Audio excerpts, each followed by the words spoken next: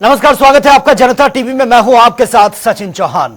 महाराष्ट्र विधानसभा चुनाव के लिए 18 नवंबर को चुनाव प्रचार प्रसार खत्म हो जाएगा, लेकिन पूरे चुनाव में यूपी के मुख्यमंत्री योगी आदित्यनाथ, उनका जो एक स्टेटमेंट सामने आया, बटेंगे तो कटेंगे, जो बयान छाया हुआ है। मुख्यमंत्री योगी आदित्यनाथ महाराष्ट्र के चुनाव प्रचार प्रसार में कई जगहों पर जनसभाओं को संबोधित करते हुए नजर आ रहे हैं।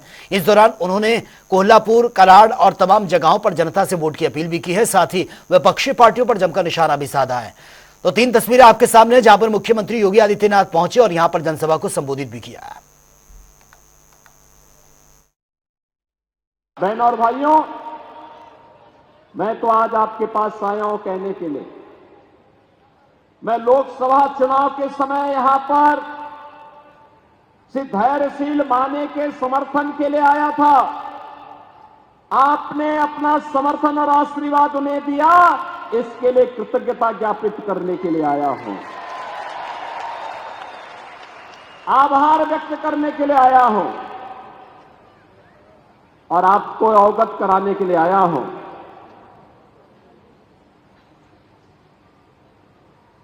कि महाराष्ट्र के अंदर जो चुनाव वर्तमान में चल रहे हैं,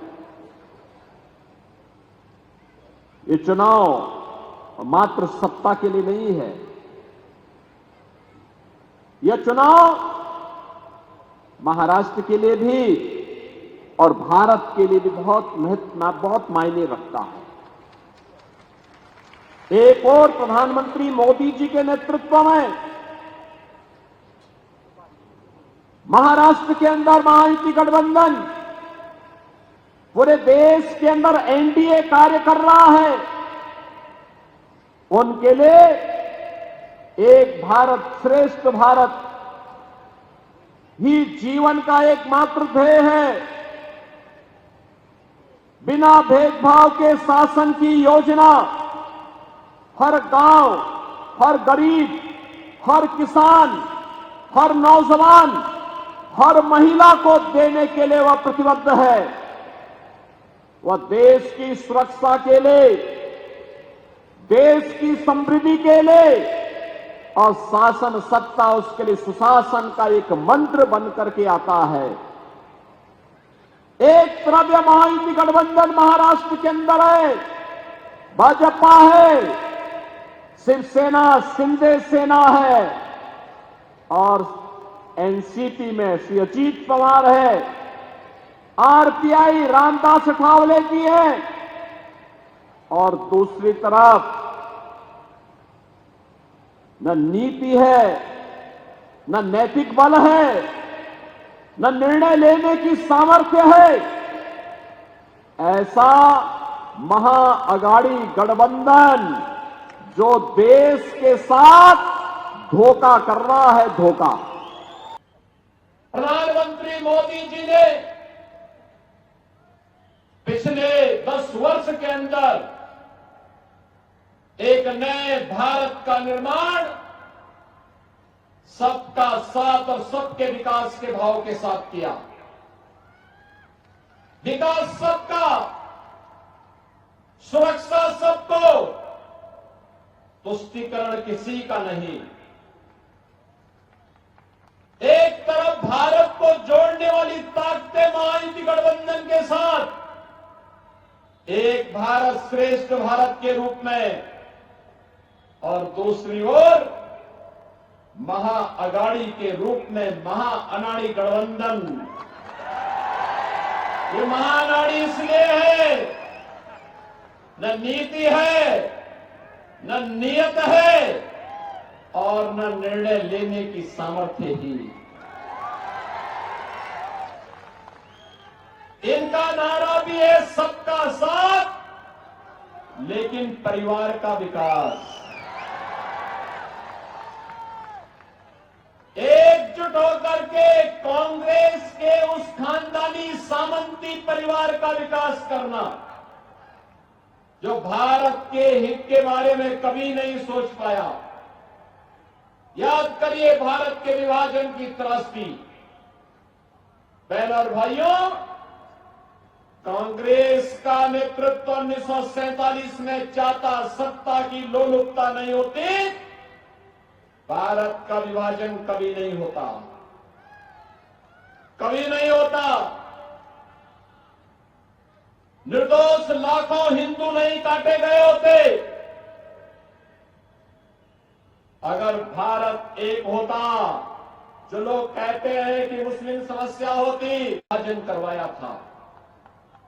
आजादी के बाद जाति, क्षेत्र, भाषा के आधार पर इस देश को बांटने का काम कांग्रेस करती रही।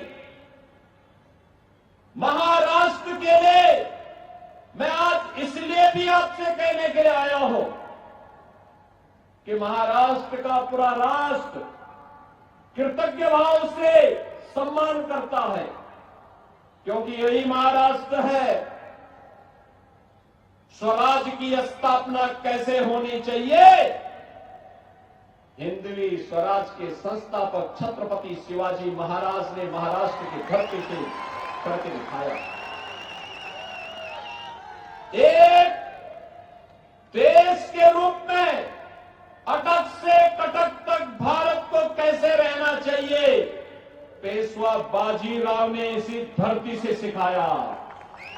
पहले से मोदी जी के नेतृत्व में पूरे देश के अंदर 4 करोड़ लोगों को एक एक आवास मिला। 10 करोड़ गरीबों के घर में शौचालय बने। 10 करोड़ लोगों के घर में उज्ज्वला योजना का रसोई गैस का फ्री में कनेक्शन पहुंचा। 12 करोड़ किसान पूरे देश के अंदर प्रधानमंत्री किसान सम्मान निधि का लाभ प्राप्त कर रहा है। 50 करोड़ लोग आयुष्मान भारत में प्रतिवर्ष 5 लाख रुपए की फ्री चिकित्सा प्राप्त कर रहे हैं। और मोदी जी ने घोषणा कर दी, आदेश भी कर दिया है कि 70 वर्ष से ऊपर के प्रत्येक व्यक्ति को फ्री में उपचार की सुविधा उपलब्ध करवाएंगे। बहनों और भाइयों, पहली बार हो रहा है जब 80 करोड़ लोग, 80 करोड़ भारतवासी फ्री में राशन प्राप्त कर रहे हैं। एक नया भारत है, सुरक्षा भी दे रहा है, लोक कल्याण और गरीब कल्याणकारी कार्य भी कर रहा है। इंफ्रास्ट्रक्चर के लिए भी हाईवे बन रहे हैं, रेलवे का विस्तार हो रहा है, नए नए एयरपोर्ट्स बन रहे हैं, IIT, IIM, AIIMS, 1 district 1 medical college, हर घर नल की योजना भी क्रियान्वित हो रही है। यानी विकास के काम भी है तो विरासत का सम्मान भी है। याद करिए, बाबा साहब डॉक्टर भीमराव अंबेडकर के पंचतीर्थ मोदी जी के नेतृत्व में बने। याद करिए 500 वर्षों का इंतजार समाप्त करके अयोध्या में भगवान राम का भव्य मंदिर का निर्माण भी आज Bharatiya Janata party double engine सरकार के नेतृत्व में, मोदी जी के नेतृत्व में अयोध्या में स्थापित हो गया।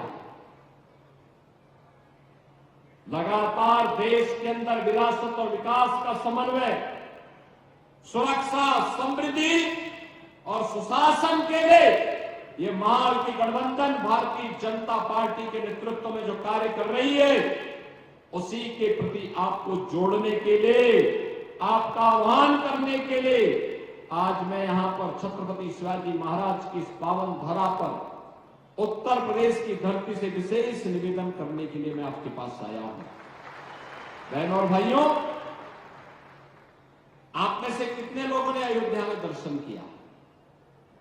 श्री राम जन्मभूमि पर रामलला के विराजमान होने के बाद कितने लोगों ने दर्शन किया? अभी कम संख्या है। और मैं धैर्यशील कदम जी से और मनोज दादा घोड़परे जी से कहूंगा कि चुनाव के बाद यहां से एक ट्रेन भर करके लेके आइए अयोध्या में दर्शन। अयोध्या में लेके दर्शन कराने के लिए लेके आओ। वहां की व्यवस्था बाकी हम देखेंगे, वहां की चिंता नहीं करेंगे।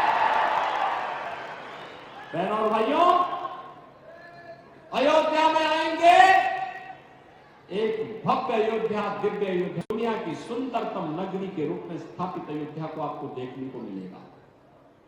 और अगले वर्ष जनवरी में तो प्रयागराज में महाकुंभ का भी आयोजन है।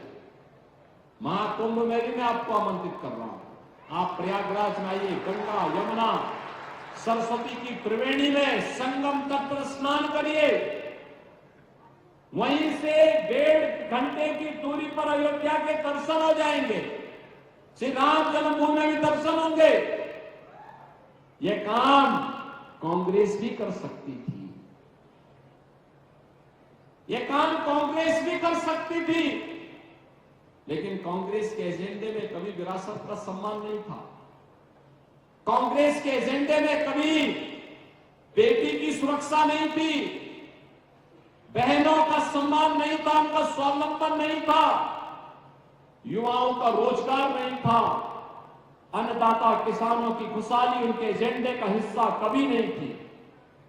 और इसीलिए मैं आप सबसे कहने के लिए आया हूं कि विरासत और विकास का अद्भुत समन्वय हो, सुरक्षा, सुशासन और समृद्धि, इन्हें एक साथ जोड़कर आगे बढ़ाने का कार्य हो। ये केवल और केवल महायुति गठबंधन कर सकता है, क्योंकि प्रधानमंत्री मोदी जी उसे नेतृत्व दे रहे हैं और उनका मार्गदर्शन जो है